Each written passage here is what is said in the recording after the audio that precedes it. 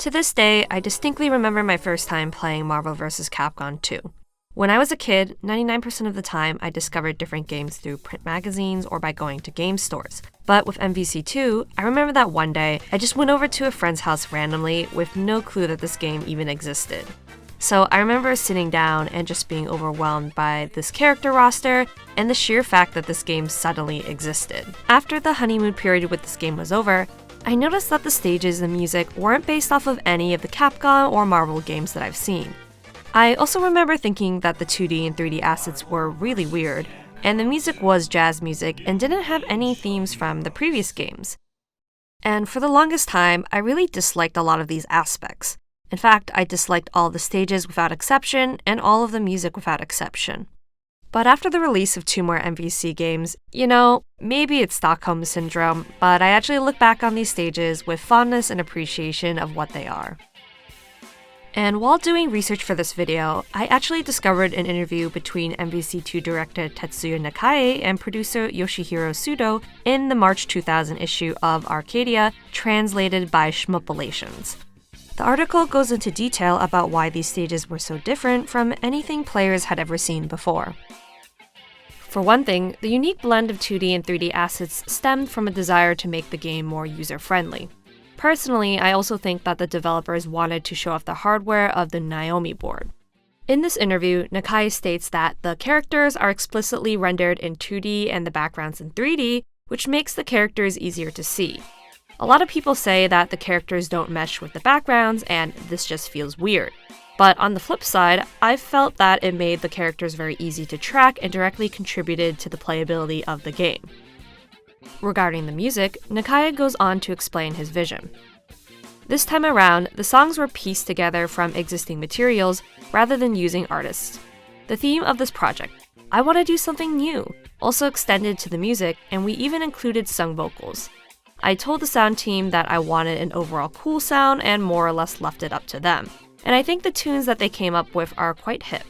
A lot of people have said that the more traditional game-like music would have been better, but I think reactions like those prove that we made the right call. The composer is Tetsuya Shibata, who is in charge of Power Stone's music. He was also in charge of the music for Power Stone 2, which featured an orchestral soundtrack that was unusual for a fighting game, and he was able to come up with something unique for this game as well. In addition to these points, I also think that the differences stemmed from the sheer size of the playable cast. Because there were so many characters, Capcom couldn't possibly represent each one with individual stages and songs. Like, would Bone Claw Wolverine have his own theme? And so, because of the desire for a new aesthetic direction, showing off technical advancements in hardware, and the huge cast, my personal theory is that Capcom decided to make a bunch of unique, never-before-seen stages, after which they came up with this very thin plot that somehow had to connect all of these different environments, thus allowing them to do whatever the heck they wanted in other aspects of the game.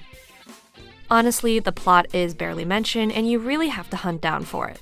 But basically, the main character Ruby Heart goes on a journey to hunt down and defeat Abyss and save the plants. Neat. The different locations show the places that the characters visit along the way, and the ship-like theme of the journey is mildly alluded to in the title screen and end credits with the water flowing. On a side note, there's a long-standing rumor that Ruby Heart was allegedly supposed to be a Darkstalkers character, but was put in this game instead after that game was never released. Supposedly, this was said by community manager Seth Killian and producer Yoshinori Ono, but I couldn't find any source that could confirm this. Anyways, now let's switch gears a bit and talk about some of the higher level features of these stages. To me, many of these stages give off a Power Stone vibe, since many of them have this very historical or industrial theming. In fact, the most modern-looking environment is the training stage. They're also generally filled with tons of detail in 2D and 3D, probably because 2D sprites were a bit passé at this time. So Capcom wanted to show tons of flashy action by filling the screen as much as possible and using their 3D stages to show more dynamic environments like in CVS2. In total, MVC2 has 17 stages. 7 of them are reskins, and 1 is the training room, which I talk about in my training stage retrospective, so I won't get into it too much here. Moreover, none of them are specifically Capcom or Marvel themed, unlike MVC1. I also think that this game favors Capcom slightly over Marvel since the 4 original Capcom characters have a home stage, whereas no one on the Marvel side does, unless we're counting the training stage. I suppose an argument could be made for the training stage being more Marvel since it was retconned into becoming the X-Men Danger Room. Also, as a heads up, since I'm recording this footage on the HD re-release for the PS3, everything is in widescreen. I know that this game wasn't made for widescreen, but I wanted to use this version to highlight some of the things that weren't really meant to be seen, despite some of the obvious issues. But with all of that stage information out of the way, let's take a little boat ride and dive into the details. Our first stage, Industrial, is the beginning stop on Ruby Heart's journey, and this area is presumably where her ship is kept. The stage takes place at night under the full moon, with the shipyard suspended over water. To the left, there's a ship that might be Ruby Heart's ship, and to the right, there's some sort of battleship. You also have this dingy metal flooring and rats crawling along the floor. Funnily enough, these rats are 3D models moving super fast, so you can't see that they don't have a lot of detail. Another rat-related fact is that after you win the match, huge hordes of rats come out, so this is definitely a place that I personally would avoid. Other details include the crane in the center stage, which transports a submarine, and the occasional turrets that I assume are used for security. Personally, I'm surprised that this stage has no alternative version like a daytime reskin, but maybe this would be too complicated since the developers would have had to illuminate the interior. Switching gears a bit here, from a sound perspective, as I'm sure many of you are very aware, the soundtrack took on a very jazz-inspired theming. I do like the industrial area song, which I feel like is fitting for the beginning of an adventure. The high-energy brass, piano, and pace lends a sense of optimism and adventure that I feel like really brings this stage to life. Moving on to our second stage, you have Airship, where Ruby Heart's ship, excuse me in advance, the partenaire, which is French for significant other, has departed the shipyard. It's a fairly large ship with a skull and crossbones on the mast, again on the cannons on the left, and also on a red flag. I'm assuming that this is Ruby Heart's coat of arms. Also on the mast, there's a dragon head with teeth, which is probably decorative. In the back, there's the steering wheel or helm of the ship, as well as giant propellers keeping the ship afloat in the sky. You can see another ship in the distance through the clouds, hinting that your characters are really high up in the sky. As the battle progresses, the fog begins to clear out as well. The alternate version of the stage happens at night, illustrating that this journey likely takes place over multiple days. Though, it could also be on the same night that your characters visit the shipyard stage, but who knows. What we do know though is that instead of being up in the air, this time the ship is floating on calm waters, with the propellers moving with a lazy cadence. Moonlight reflects off the water to the left. It's such a nice clear night sky with a full moon, multicolored glittering stars, and the occasional shooting star. Tonally, this version is much calmer than the more energetic and adventurous presentation of the original stage. As far as the music goes, you have the same song in both versions of the stage. It's very chill with the occasional vocals, piano, and flourish of some chimes. This song doesn't really feel very jazz-like to me, especially compared to some of the other tracks that I'll discuss, but more like a cool contemporary piece that is very fitting of the nighttime alternate stage. At some point of Ruby Heart's journey, she comes all the way from open water to the desert stage. Desert is Amingo's home stage and his first and only appearance in any game. As an original character created for this game, I feel like he needs to be in another one to justify his existence. Otherwise, he's just this weird one-off character, which I really don't like in video games. Either way though, my personal hangups on Amingo don't really matter since he's dead anyways. Also, I keep calling him Amigo in my head since that clearly is the Spanish inspiration behind his name, so apologies in advance for any mispronunciations. From a lore perspective, my theory is that Ruby Heart must go to the desert stage to pick up Amingo to bolster her ranks. He's likely an essential member of her party, possibly representing the plant life that Ruby Heart is trying to save on her journey. Now back to the stage. Your characters are fighting at sunset or sunrise in a very arid climate, similar to the American Southwest, especially with the teepee in the corner, which might be where Amingo lives. You can even see what might be his laundry drying on a rope hung between two cacti with a sash, poncho, and sombrero.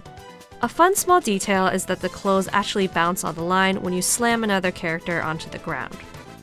In the back, the cacti and very fast clouds are 3D assets, whereas the teepee and the buttes, or maybe mesas, are in 2D. On occasion, you might also see a bird, maybe a falcon, flying around in 3D. In the alternate daytime stage, the sky is sunny and the clouds are slower moving. Moreover, the colors of assets might be slightly tweaked, such as the birds circling around overhead, which seems a bit more blue to me, but this might be because of lighting changes rather than actual recolors. Personally, I prefer the daytime stage slightly over the sunrise or sunset stage, but I do think that the orange-hued colors are more suitable for Amingo's character. Music-wise, you hear a lot of heavy Latin influence. It's almost like a salsa piece, especially in the piano solo section. The song suits the stage well, but if I had to make a small tweak, I would add a little bit more percussion that I think would take it to the next level. Next up is definitely one of the most infamous stages in MVC2, the Circus stage. The big-ass clown head is kind of hard to miss, so it's little wonder why people always remember this stage. Clowns are often stereotyped as creepy and for good measure, but here I think that the developers made an intentional choice to specifically use a clown as the main focal point. In the stage, the clown is attached to a haunted house type attraction, which is supposed to be scary. And what better way to draw your attention to a ride than with a giant godforsaken clown head? Moreover, it's probably some sort of inflatable or even animatronic structure, and there's even a little stash and a hat that says fun. You also have various neon signs scattered around. For example, there's the entrance sign with a different clown on the door, and also the ghost shop sign, which is probably some sort of gift shop. There's also a small skull and crossbones flag out front, which is a cute little touch and is kind of in theme with the airship stage from earlier. Moving to the left, we see more of that haunted house structure and the same skull and crossbones flag, which to me indicates that this is all one big continuous building. The ticket booth here has this cartoonish looking ghoul or Grim Reaper painted on it, which pops out on occasion. This could be some sort of automated booth, since it looks like it might dispense a ticket if you put a penny in the slot. Pretty great deal, all things considered. Up top, you also have these goofy looking ghosts. This particular one in the middle here kind of gives me Tim Burton vibes. Moving to the other side of the stage, there are some spotlights, which I think is a small flourish that adds a lot to the excitement of this stage. More towards the front, there's a Ferris wheel that says Capcom in the middle. It's a little bit hard to notice, but leave it to Capcom to always be plugging the brand. You can also see a small ramp going upwards past the Ferris wheel, implying that there are likely even more attractions or areas to see, such as the castle looming in the background. On the far right, there's a merry-go-round with these goofy-looking train cabooses going around in circles.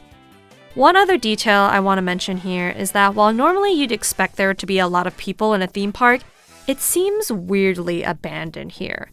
In fact, there's been no people in the background of any of the stages that we've talked about, or any of the stages we will talk about at all. And I have a theory as to why this is. When creating this game, I think that Capcom was between a rock and a hard place, because if they were gonna put people in the background and make them into 2D assets, these people would stand out way too much compared to all of their 3D background assets.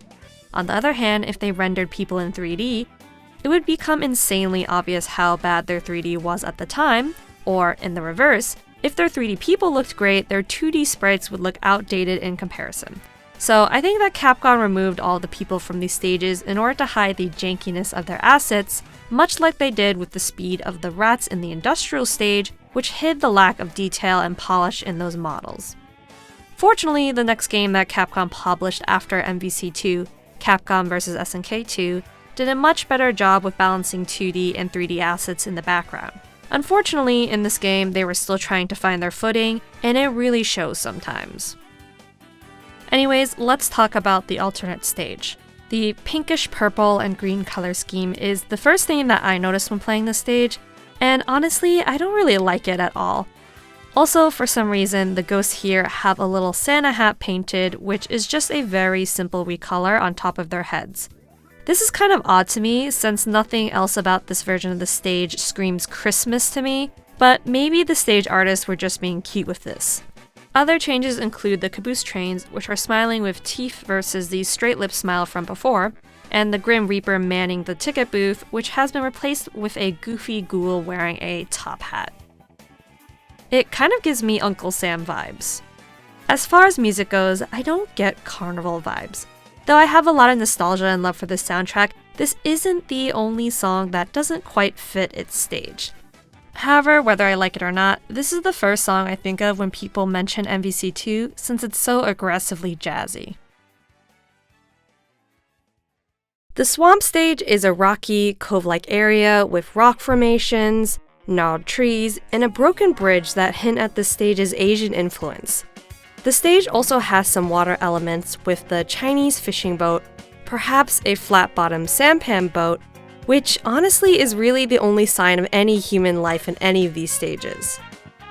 You also have another ship here, which may or may not be the same type of sampan boat, and you can actually see it get stuck in real time at the beginning of the match. Finally, on the left you have this wooden or maybe bamboo water wheel.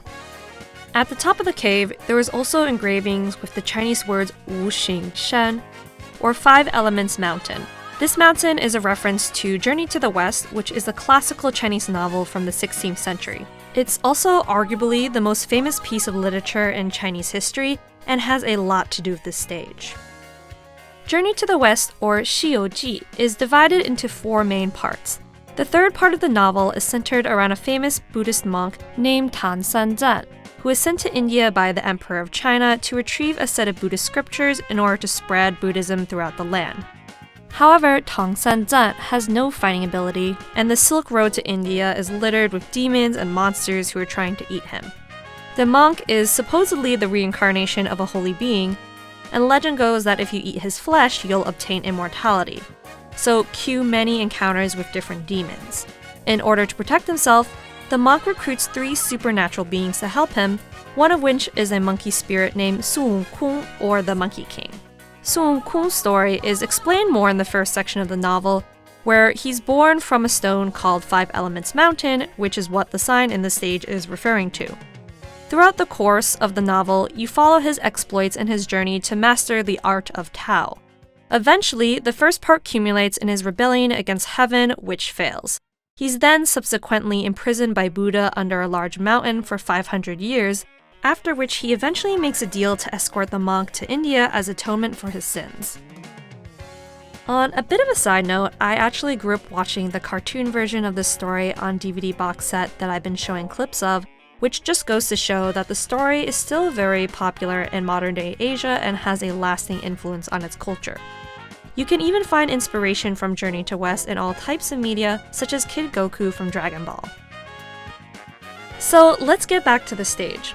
While the original version of the stage had subtle Asian references, the alternate stage is very blatant.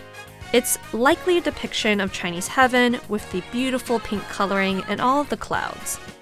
It's also Sansan's home stage, who is based off of Sun Wukong.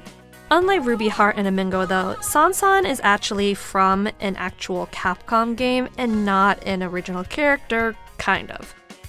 The Sansan in MVC2 is actually the granddaughter of the original Sansan, who was the main character of the crazy quarter-eating arcade game of the same name.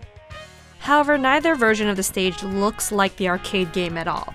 In fact, the arcade game doesn't really have any unique elements to pull from, even if the developers wanted to make the swamp stage look like the game.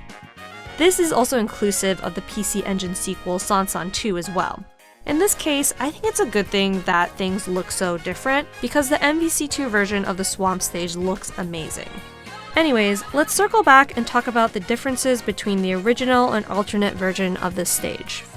Some changes include the repaired red bridge, the stylized clouds, which I think implies that we're high up in the sky, and the water, which has been replaced by clouds. There is also a pillar here that says Pan Tao Yuan, which roughly translates into Immortal Peach Garden, and here we see multiple peaches growing from this tree.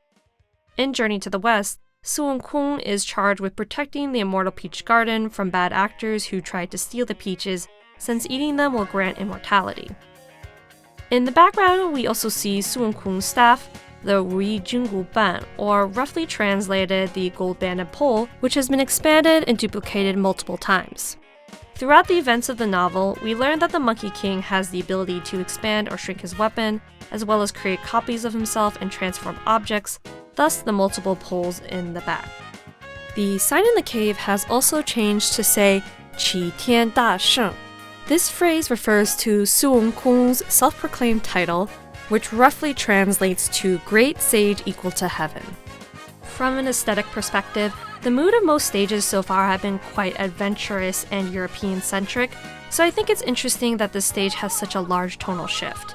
But overall, I really like the stage a lot, and it's definitely one of my favorites in this game. For the stage song, similar to the Circus stage, the song clearly isn't made for this one in particular, but I do like it quite a lot. The beginning guitar riff is really cool, and it has a very chill, relaxing vibe. The small guitar flourishes add a nice touch to the trumpet sound, and overall, I really enjoy this one. Back in theme with our more industrial stages, Clocktower takes place on a sunny day in an undisclosed European city, though if you happen to know exactly where this might be, let me know.